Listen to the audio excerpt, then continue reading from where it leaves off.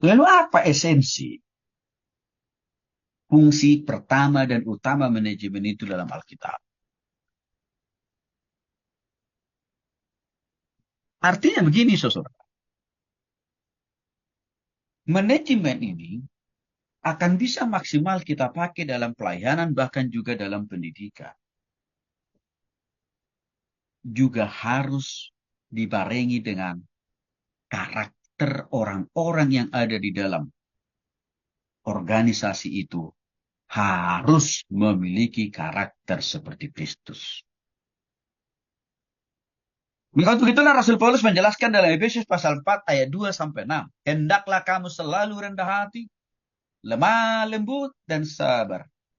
Tunjukkanlah kasihmu dalam hal saling membantu dan berusahalah memelihara kesatuan roh oleh ikatan damai sejahtera. Satu tubuh dan satu roh, sebagaimana kamu telah dipanggil kepada satu pengharapan yang terkandung dalam panggilan. Satu Tuhan, satu iman, satu baptisan, satu Allah dan Bapa dari semuanya. Allah yang di atas semua dan oleh semua dan di dalam semua. Apa intinya sebenarnya Efesus pasal 4 ayat 2 sampai 6 ini? Intinya mau menjelaskan pengerja-pengerja, pelayan-pelayan Tuhan, para guru-guru harus memiliki karakter supaya waktu dia melakukan peran dan fungsi-fungsi manajemen, baik sebagai gembala, sekretaris, bendahara, koordinator-koordinator bidang, tetap juga mereka harus memiliki karakter seperti apa? Rendah hati, lemah lembut, saling mengasihi, saling membantu.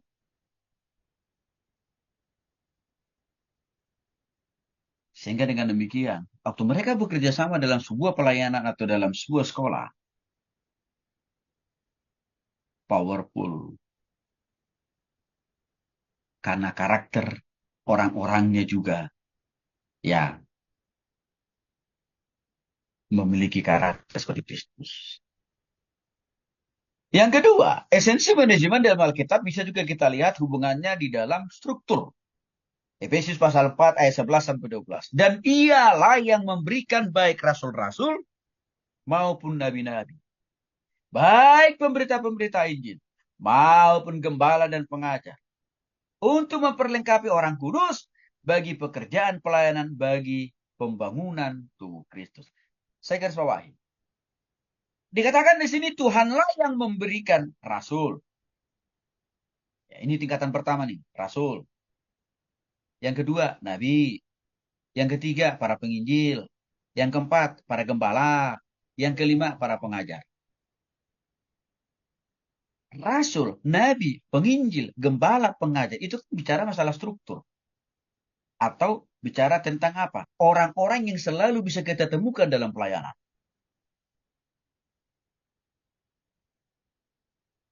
Itu sudah diatur juga itu dalam Alkitab sebagai bagian dari apa? Fungsi pertama dan utama dari manajemen. Maka dikatakan semua para nabi, para rasul, penginjil, gembala, pengajar. Kalau mereka memanfaatkan manajemen dengan benar dan tepat, serta dengan tetap memiliki karakter Kristus, dikatakan mereka akan efektif melayani Tuhan.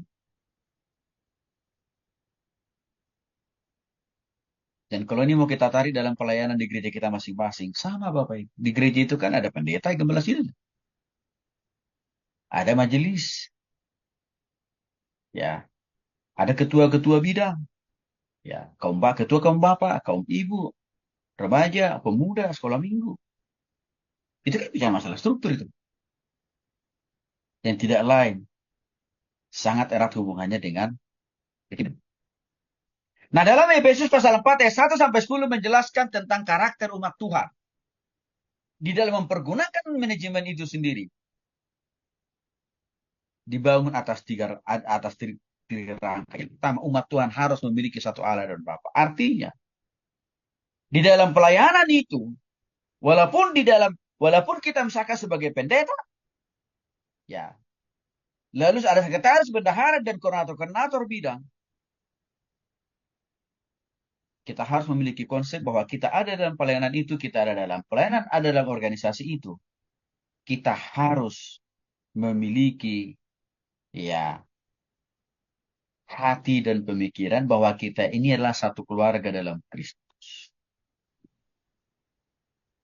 Sama seperti konsep Bapa, Anak, dan Roh Kudus. Mereka punya 3 nama yang berbeda, juga fungsi dan peran yang berbeda-beda, tetapi mereka tetap satu, yaitu apa? Allah yang Esa.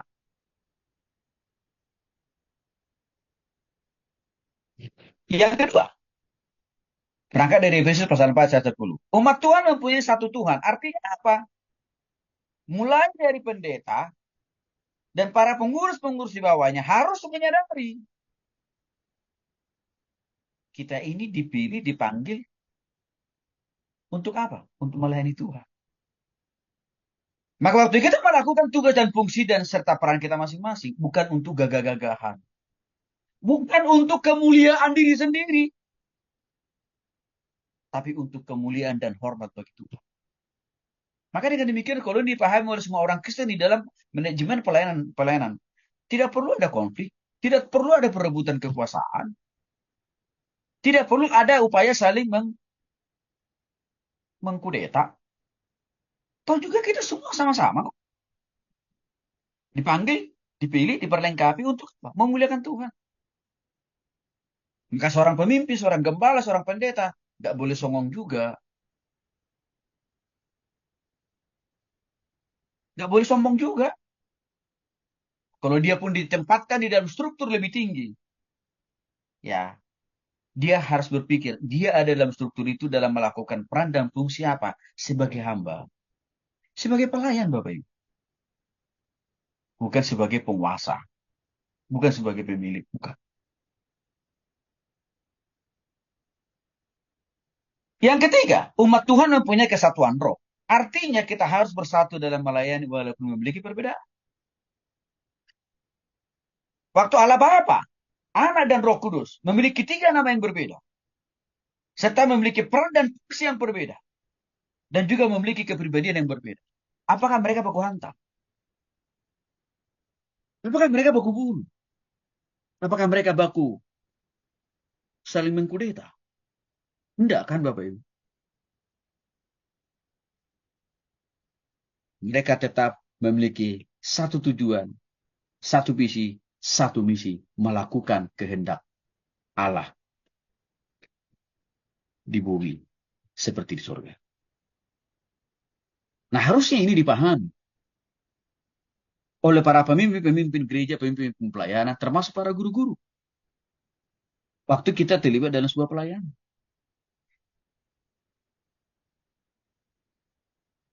Kalau kita bawa trirangkai karakter umat Tuhan tadi seperti yang dijelaskan oleh Paulus dalam Efesus pasal 4 ayat 1 sampai 2 ke dalam realitas kehidupan pelayanan gereja saat ini jauh api dari panggang. Karena kenyataannya pelayanan gereja itu subur sekali dengan konflik. Dan paling susah sekarang menyelesaikan konflik dalam pelayanan dibanding daripada konflik di dunia sekuler. Lebih susah.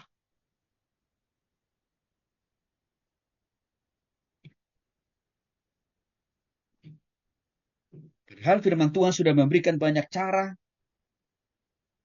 dan strategi bagaimana menyelesaikan konflik. Dan itu sudah kita belajar Bapak Ibu dalam mata kuliah pentingnya komunikasi dalam pelayanan. Tapi kok kenapa gereja susah? Lebih susah mengatasi konfliknya dibanding daripada organisasi sekuler, usaha, dan bisnis. Karena apa yang dijelaskan oleh Paulus dan Efesus pasal 4 sampai 10 ini tidak dipahami dan tidak dimaknai dan tidak dilakukan dengan baik. Itu aja persoalannya. Maka Bapak Ibu kita harus belajar memahami pentingnya esensi manajemen dalam pelayanan ini. Maka saya katakan di awal tadi, salah satu penyebab konflik suburnya di dalam gereja, sekolah, karena gereja, sekolah tidak menerapkan bahkan memakai pentingnya manajemen dalam pelayanan. Sehingga saya katakan tadi, semuanya kekuasaan itu, otoritas itu bertumpuk pada satu orang. Maka syukurlah konflik. Dalam yang berikut saya akan jelaskan pentingnya struktur dalam pelayanan termasuk juga dalam pendidikan. Efesus pasal 4 ayat 1 sampai 16. Paulus menjelaskan pentingnya struktur. Contoh, ada pemimpin dalam persekutuan umat Tuhan. Efesus 4 ayat 11 sampai 12. Di samping ada pemimpin, ada juga umat. Berarti orang-orang yang dipimpin. Artinya, struktur berguna supaya efektif kita dalam melayani. Dalam bahasa lain, pentingnya manajemen dalam pelayanan. Supaya kita efektif dalam melayani umat. Bukan mempersulit, bukan menyusahkan.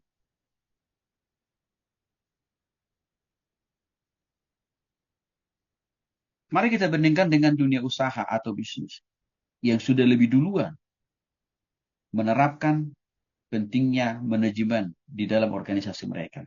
Apa yang terjadi Bapak Ibu? Perusahaan itu bisa terus maju dan berkembang. Walaupun banyak tantangan persoalan yang sedang dihadapi. Itu salah satu contoh. Waktu orang mempergunakan manajemen di dalam pelayanan, pasti lebih kuat dia menghadapi persoalan tantangan. Lebih mudah mencapai tujuan. Dan juga target-target yang telah ditentukan. Itu pasti. Maka untuk ini kita harus pakai ilmu ini Bapak Ibu. Ilmu manajemen ini. Karena ilmu manajemen ini bukan haram. Bukan barang haram ini. Halal kok. Karena ilmu ini pun berasal dari Tuhan. Amsal pasal 1 ayat 7. Takut akan Tuhan adalah permulaan dari semua ilmu pengetahuan.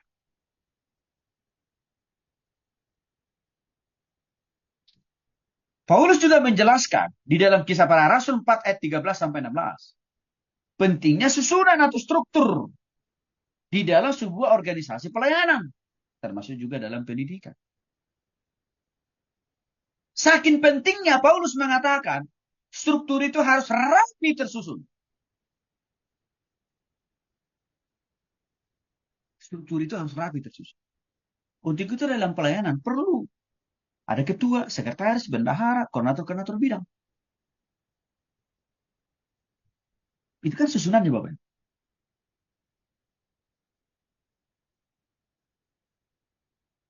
Dan semua pengurus tadi tujuannya harus sama. Visinya harus sama. Misinya harus sama. Targetnya harus sama. Program kerjanya harus sama. Melalui apa yang telah disepakati.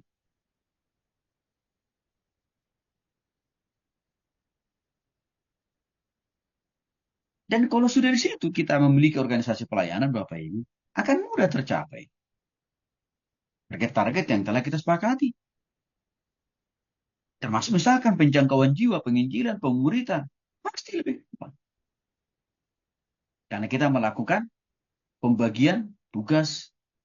Ya, ada struktur, ada orang-orangnya tadi. Maka ini alasannya penting kita pakai. Nah, lalu apa pentingnya manajemen pelayanan rohani dan pendidikan? Lagi-lagi firman Tuhan mengatakan dalam Lukas pasal 14 ayat 23 sampai 8. Ini menjadi dasar atau pondasi dalam memahami pentingnya manajemen dalam pelayanan rohani. Di sana dikatakan, sebab siapakah di antara kamu yang kalau mau mendirikan sebuah manasik tidak duduk dahulu membuat anggaran biayanya? Kalau cukup uangnya untuk menyelesaikan pekerjaan itu. Supaya jikalau ia sudah mendetakkan dasarnya dan tidak dapat menyelesaikannya, jangan-jangan semua orang yang melihatnya mengerti dia. Sambil berkata, oh, tetapi ia tidak sanggup menyelesaikannya. Ini yang bisa kita pelajari dari Lukas pasal 14 ayat 28 sampai 26 ini. Sehubungan dengan pentingnya manajemen dalam pelayanan rohani. Atau juga dalam pendidikan. Saya kira ya, di atas menjelaskan tentang apa? Pentingnya ya kita memakai fungsi-fungsi manajemen dalam pelayanan. Apa itu? Perencanaan, penganggaran, pelaksanaan, pengawasan, dan lain sebagainya. Maka dikatakan di sini, ya, sebab siapakah di antara kami yang kalau mau mendirikan sebuah menara, tidak duduk dulu. Ini artinya apa? Kita kan perlu duduk dulu dong membuat rencana.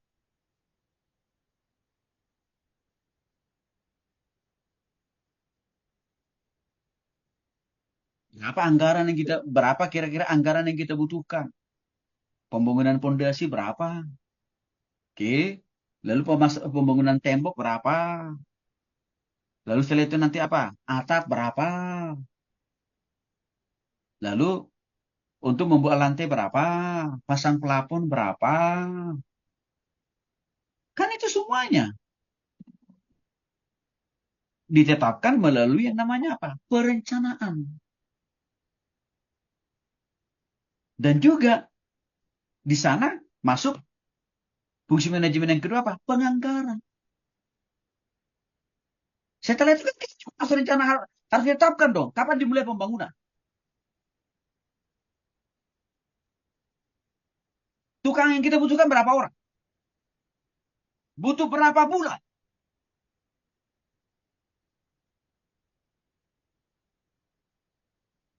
Setelah itu, saksikan Bapak Ibu, walaupun ada pemborongnya dan ada pengawasnya, tapi kayak kita punya orang, harus kita dong.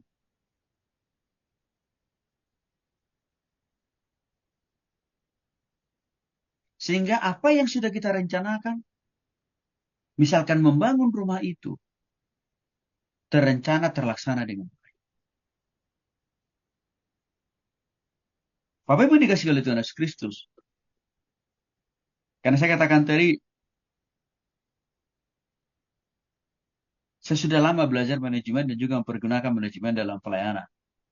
Ini juga saya manfaatkan waktu saya, ya, merencanakan pernikahan saya.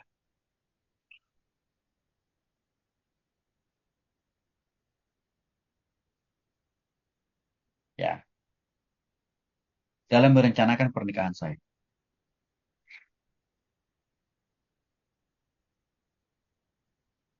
Saya dan calon istri kita duduk bersama, kita berdoa, lalu kita buat rencana.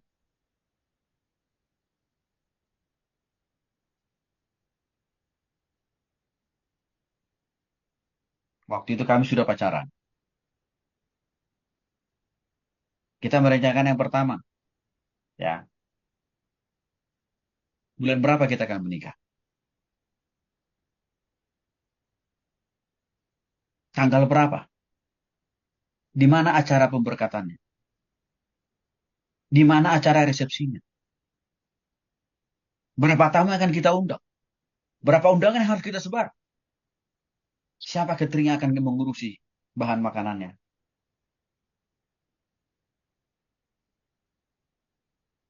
Artinya Bapak Ibu, dalam pernikahan kita sekalipun, manajemen itu sangat diperlukan. Maka semua acara yang sudah saya rencanakan dengan istri, calon istri waktu itulah, itu berjalan dengan baik. Dari sudut anggaran Bapak Ibu tahu, kami surplus. Kami surplus 7 juta. Artinya apa? Penggunaan fungsi-fungsi manajemen itu membuat biaya kita, biaya yang kita keluarkan efektif. Bahkan sampai bisa menghasilkan saldo 7 juta Bapak. Jadi waktu kami selesai menikah, langsung Tuhan sediakan modal awal untuk kontrak. Itu tadi saldo dari pernikahan kami 7 juta. Orang waktu itu di mana-mana Bapak Ibu, rata-rata kalau orang menikah, mana ada yang untung?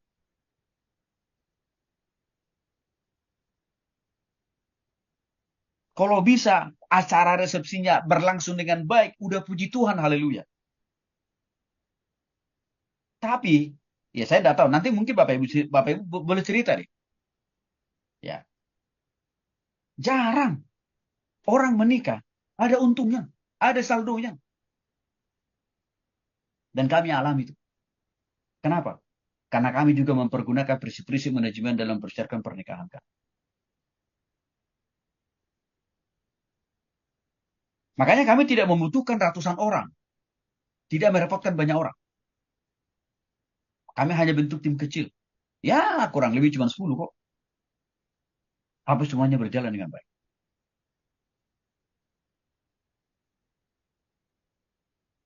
Ini contoh. Di dalam kebutuhan pernikahan pun, manajemen itu penting. Sehingga saya katakan tadi, biaya yang kami butuhkan, Bapak Ibu, cepat saldo. Dan kami tidak ngutang sama orang tua. Termasuk sama siapapun. Tidak ngutang, Pak. Karena apa? Manajemen itu menolong kita. Untuk apa? Mengefisiensikan anggaran dana yang terbatas. Dengan tepat dan benar. Sehingga apa? Tuhan berkati lebih.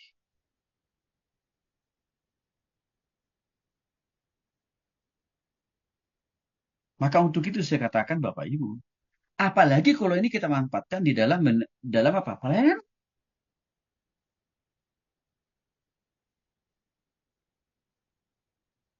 Maka saya mendorong saudara yang belum menikah ya. Coba, saudara nanti terapkan prinsip-prinsip manajemen ini dalam mempersiapkan pernikahan saudara. Kalau saudara sudah pakai prinsip-prinsip manajemen dengan benar dan tepat, tidak jauh, pasti Tuhan berkati lebih. Tidak terkutak. Apalagi waktu itu Bapak Ibu saya menikah dengan istri saya, posisi kami hamba Tuhan loh dua-duanya. Hamba Tuhan tanpa gaji. Tapi diberkati Tuhan.